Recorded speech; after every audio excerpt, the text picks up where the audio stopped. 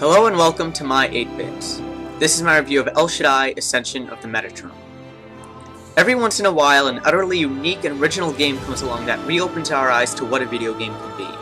El Shaddai, a game loosely based off a non-canonical Jewish text that takes the player through fantastical landscapes, is this type of game. Good. No problem. El Shaddai is loosely based off the Book of Enoch, a non-canonical Jewish biblical text.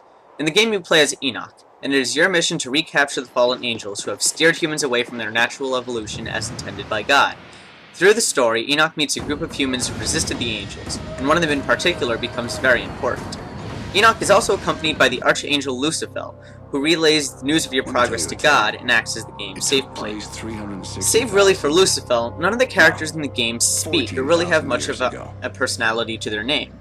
The game also rarely takes the opportunity to develop most of the characters otherwise, so while the story takes you to all these wondrous places, you really won't care about anyone who comes with you.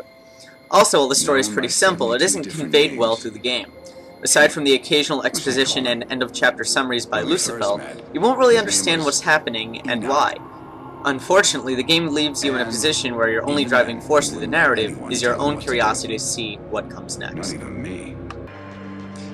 El Shaddai is a cross between a 2D and 3D platformer and a beat-em-up.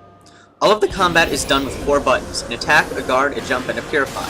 With only one attack button, the game uses timing instead of button combinations in order to vary the attacks Enoch has. You can also do an air launcher and combo, but aside from that, all the attacking is controlled by the timing of one button. While seemingly a bit too simple, it is entertaining and provides a smooth flowing battle mechanic. Enemies in this game are aggressive, and just button mashing won't get you far. You have to learn your enemy and decide your attacks beforehand. The combat is almost a dance between you and the enemy, and the animation behind Enoch's movement only accentuate that.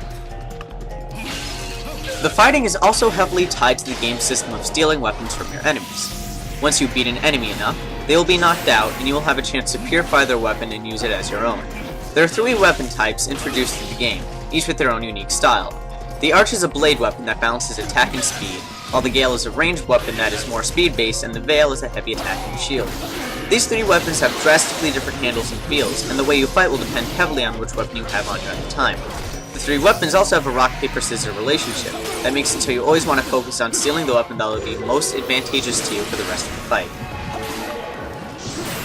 Something I really enjoyed about the combat was the intimacy of each battle. You'll never fight more than 3 enemies at a time, and due to the aggressiveness of each one, you'll be glad the developer stopped there. But that also means that each enemy feels like a personal battle unto itself, and that each one defeated feels more rewarding than if you were to fight hundreds of them at once. To that end, the game's major boss battles are truly an experience to be had.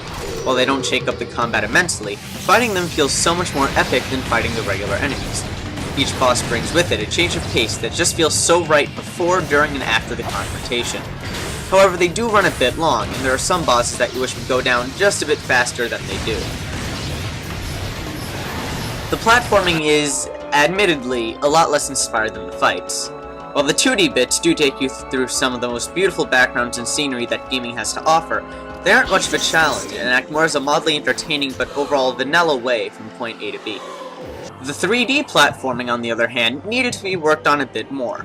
The game doesn't have proper camera controls, and because of the completely unfamiliar and different landscapes you'll be traversing, it can be very hard to gauge distance in the game's 3D spaces. Enoch also happens to be a little floaty, which, while giving you more time in the air to maneuver, still doesn't really improve the situation. The visual and audio design of the game is where it really shines.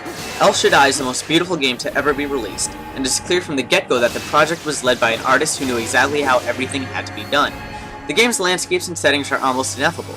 They're unequivocal and incomparable to anything this reviewer has ever seen before.